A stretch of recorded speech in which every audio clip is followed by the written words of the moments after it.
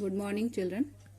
आज मैं आप लोग को फिर से साखी कबीर के बारे में बताने जा रही हूँ। ये रिवीजन है, बहुत ध्यान से सुनिएगा और इसमें कुछ होमवर्क भी दूंगी, वो भी आप करके रखिएगा क्योंकि हो सकता है 4 जनवरी से आपको रेगुलर आना पड़े।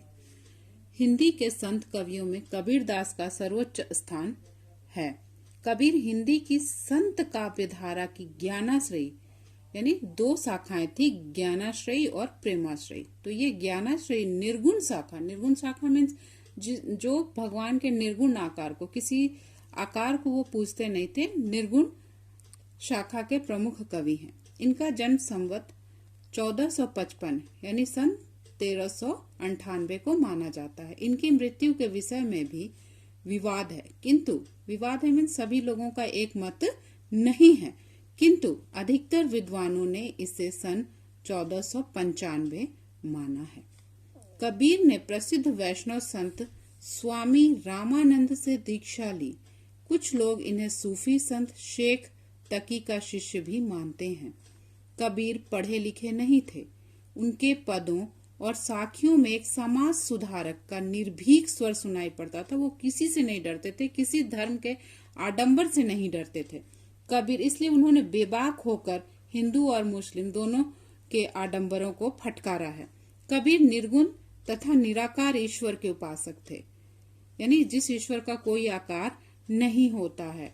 इसलिए इन्होंने मूर्ति पूजा, कर्म कांड तथा बाहरी आडंबरों का खुलकर विरोध किया। इन्होंने हिंदू मुस्लिम एकता का नारा भी बुलंद किया तथा दोनों ही संप्रदाय में व्याप्त रूढ़ियों मीन्स वैसी विचारधाराएं जिसका आज के समय में कोई काम नहीं है, उससे हमें कोई लाभ नहीं है, फिर भी हम उसको छोड़ना नहीं चाहते हैं, पकड़े रहना चाहते हैं, तथा धार्मिक कुरीतियों यानी बुराइयों के विरुद्ध आवाज उठाई तथा राम रहीम की एकता में विश्वास पैदा करने का बीड़ा उठाया। कबीर की वाणी का संग्रह बीजक नाम से प्रसिद्ध है। इनके 3 भाग हैं, साखी, सबत और रामायणी, जिसमें से कि साखी के कुछ भाग मैं आपको पढ़ाऊंगी। संकलित साखियों में क्या है, दोहे हैं। दोहा मीन्स जो 2 लाइन का होता है, चौपाई 4 लाइन का। में कबीर ने हमें विभिन्न प्रकार की सीख दी है। इनकी भाषा को सधुक्कड़ी या पंचमेल खिचड़ी भाषा भी कहा जाता है। तो चलिए हम लोग शुरू करते हैं दोहा, ठीक है। तो ये है साखी। पहली साखी है, पहला दोहा साखी का। गुरु गोविंद, गुरु मीन्स जो आपको शिक्षा देते हैं, गोविंद ईश्वर। दो खड़े, दो माने दोनों खड़े हैं, काके लागू पाए। कबीर असमंजस में है कि मैं किसके पैर पहले छूं, यानी किसके पैर पहले स्पर्श करूं। ईश्वर और गुरु दोनों खड़े हैं तो मैं किसके पैर पहले स्पर्श करूं। लेकिन बलिहारी गुरु आपने जिन गोविंद दियो बताए। फिर कवि ने अपने इन प्रश्नों का उत्तर खुद ही ढूंढ लिया कि ईश्वर, गुरु भी ईश्वर के समान होता है और गुरु ने ही हमें ईश्वर तक पहुंचने का मार्ग बताया है। क्योंकि अगर गुरु ज्ञान नहीं देता तो हम ईश्वर तक नहीं पहुंच पाते या ईश्वर को हम नहीं जान पाते। इसलिए हमें पहले गुरु के चरण का ही स्पर्श करना चाहिए, ठीक है। अब दूसरा, जब मैं था तब हरि नहीं। जब मैं था तब हरि नहीं। यहाँ बच्चों मैं से तात्पर्य है घमंड, अहंकार, स्वार्थ, जिसको आप सेल्फिश बोलते हो। मैं का मतलब ही हो गया घमंड, अहंकार, ठीक है।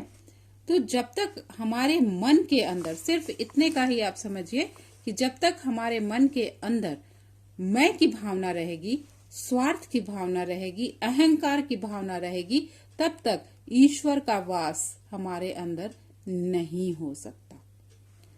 अब हरि है, मैं नहीं, लेकिन अब क्या है, अब ईश्वर का वास हमारे मन के अंदर है और हमारे अंदर का मैं, घमंड, जाता रहा है, ठीक है।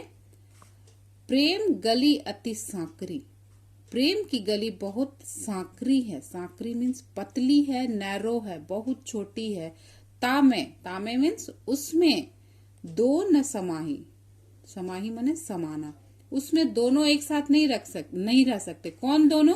मैं और ईश्वर। मैं मीन्स घमंड और ईश्वर एक साथ नहीं रह सकते। प्रेम की गली बहुत पतली है, उसमें अहंकार और ईश्वर अर्थात घमंड और भगवान एक साथ नहीं रह सकते। फिर से एक बार, जब मैं था तब हरि नहीं, यानी मैं मीन्स स्वार्थ, घमंड, अहंकार। जब हमारे अंदर घमंड था तब ईश्वर का वास नहीं था, लेकिन धीरे धीरे हमारे अंदर का घमंड जाता रहा और हमारे अंदर अब किसका वास है? ईश्वर का। प्रेम गली बहुत पतली है, प्रेम गली अति सांकरी, प्रेम गली बहुत पतली है। तामे दो न समाही, उसमें दोनों एक साथ नहीं रह सकते। कौन दोनों? प्रेम और अर्थात ईश्वर और अहंकार। ठीक है, ईश्वर और अहंकार हमारे मन में दोनों एक साथ नहीं रह सकते। तो अगर हमें अपने अंदर ईश्वर को रखना है तो अपने अंदर के मैं को, घमंड को निकालना होगा। ठीक है। थर्ड, जैसा मैंने आपको पहले ही कहा था कि वो समाज सुधारक भी थे और वो किसी से नहीं डरते थे, किसी धर्म के लोग से वो नहीं डरते थे। उन्होंने हिंदू और मुस्लिम दोनों के आडंबरों को फटकारा है। ठीक है, धर्म तो धर्म होता है, लेकिन धर्म में जो कुछ बुराइयां आ जाती हैं तो कुछ लोग भ्रष्ट करते हैं, पथभ्रष्ट करते हैं लोगों को, तो उसको उन्होंने लताड़ा है। जैसे थर्ड में है, काकर पाथर जोड़ी के, यानी कंकड़ और पत्थर जोड़कर मस्जिद लई बनाए, मस्जिद बना लेते हैं। ता चढ़ी मुल्ला बांग दे, उस पर मुल्ला चढ़कर जोर जोर से आवाजें देता है। क्या बहरा हुआ खुदा है? कबीर का कहना है कि क्या ईश्वर बहरा हो गया है? ठीक है।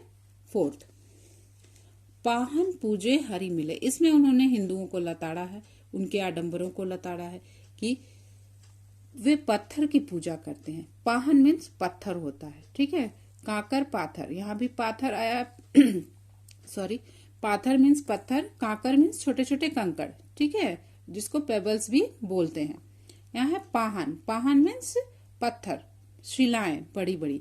पाहन शिला, पत्थर, ये पर्यायवाची हैं एक दूसरे के। पाहन पूजे हरि मिले, यदि पत्थर को, ये कबीर का कहना है।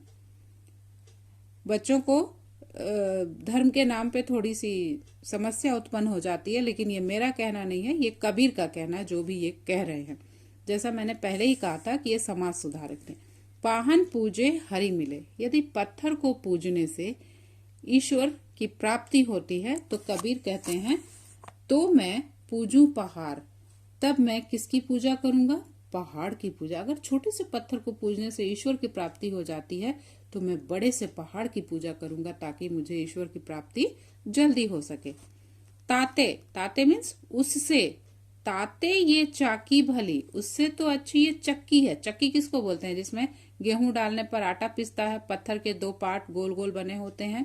पीस खाए संसार, उससे तो अच्छी ये चक्की है जिसमें अनाज पिसता है और लोगों के भूख को शांत करता है। ठीक है।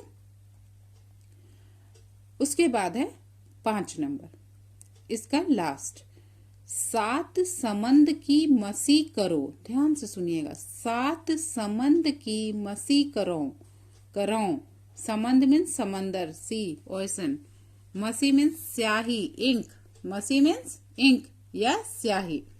यानी यदि मैं 7 समुद्र के पानी की स्याही बना दूं, कबीर का कहना है कि यदि मैं 7 समुद्र के पानी की स्याही बना दूं, मसी मीन्स स्याही, इंक, लेखन ही सब बन रहा है, और इस संसार में जितने भी जंगल हैं उनकी लकड़ियों से लेखनी बना दूं। लेखनी मीन्स पेन, कलम।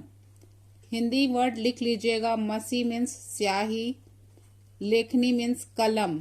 अगर मैं इस धरती पर जितने भी जंगल हैं उसकी लकड़ियों से लेखनी बना दूं, कलम बना दूं, सब धरती कागद करो, कागद मीन्स कागज, पेपर, और पूरी धरती को कागज बना दूं।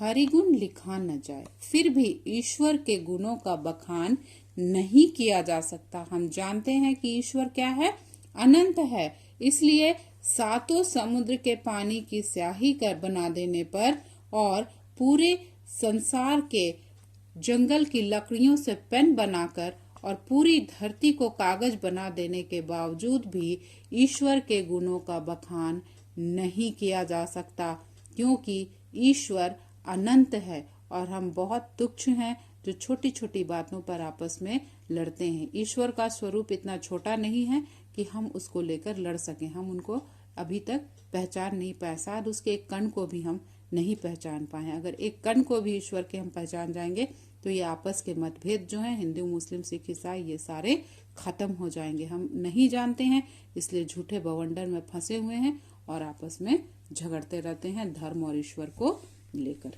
ठीक है बच्चों, अब इसमें से कुछ होमवर्क मैं आपको दूंगी। जैसे ये कुछ आप देख सकते हैं, साखी का है, ये मैं फोटो क्लिक करके भी डाल दूंगी। इसमें भी आप देख सकते हो, गोविंद मीन्स ईश्वर, बलिहारी गुरु आपनो, यानी धन्यवाद देना। गुरु ने अपने आप को ही धन्यवाद दिया कि चलो मैंने इस प्रश्न का उत्तर खोज लिया कि मुझे किसके पैर पहले स्पर्श करने हैं। मैं मीन्स अभिमान, घमंड, अहंकार। सांकरी मीन्स तंग, पतली। कांकर मीन्स कंकड़। पाथर मीन्स पत्थर। खुदाई, खुदा, ईश्वर। पाइन मैंने भी पत्थर होता है। पहाड़, पहाड़ होता है। चाकी, चक्की। समंद, समुद्र। मसी, स्याही। लेखनी, कलम या लेखनी, लिखने वाला, ठीक है, कलम। कागद, कागज। हरि, भगवान या ईश्वर। ठीक है, तो इससे रिलेटेड फर्स्ट दोहा और सेकंड दोहा से रिलेटेड कुछ पंक्तियां हैं जो आप देख सकते हो, और ये जो क्वेश्चन आपको दिख रहे हैं ये आपको होमवर्क करना है। ठीक है, देखिए आप, इन पंक्तियों में गुरु गोविंद दो खड़े काके लागू पाए, बलिहारी गुरु आपने जिन गोविंद दियो बताए। दूसरी, जब मैं था तब हरि नहीं, अब हरि हैं मैं नहीं। इन पंक्तियों में कवि ने किसकी महानता बताई है? पहला। दूसरा, प्रथम दो पंक्तियों में कवि का क्या उद्देश्य है? तीसरा, हरि और अहंकार साथ साथ नहीं रहते क्यों? हरि ने किन किन का अहंकार दूर किया है? ये मंडे है आज, और मंडे का मंडे डेट क्या है? 28 है। 28/12/20 का ये होमवर्क है और ये आपको कंप्लीट करना है। अब आपने वर्ड मीनिंग भी देख लिया है, वर्ड मीनिंग भी याद करके उसको भी लिखोगे और ये कंप्लीट करोगे। इसके बाद का है नेक्स्ट। पाहन पूजे हरि मिले तो मैं पूजूं पहाड़, ताते ये चाकी भली पीस खाए संसार। इससे रिलेटेड जो क्वेश्चंस हैं इसको आप बनाओगे। इन पंक्तियों में कबीर दास जी ने क्या कहने का प्रयास किया है? कबीर ने हिंदुओं में फैली किन किन बुराइयों का विरोध किया है? हरि के गुणों के बारे में कबीर जी ने क्या कहा है? कवि ने चाकी को भला क्यों बताया? इतना होमवर्क आपका है और इसको आप कंप्लीट करोगे और स्कूल खुलेगा तो कॉपी लेकर आना, बहाना मत करना कि हमको पता नहीं था। और उस दिन शायद हम ग्रामर भी शुरू करेंगे आपका। Thank you.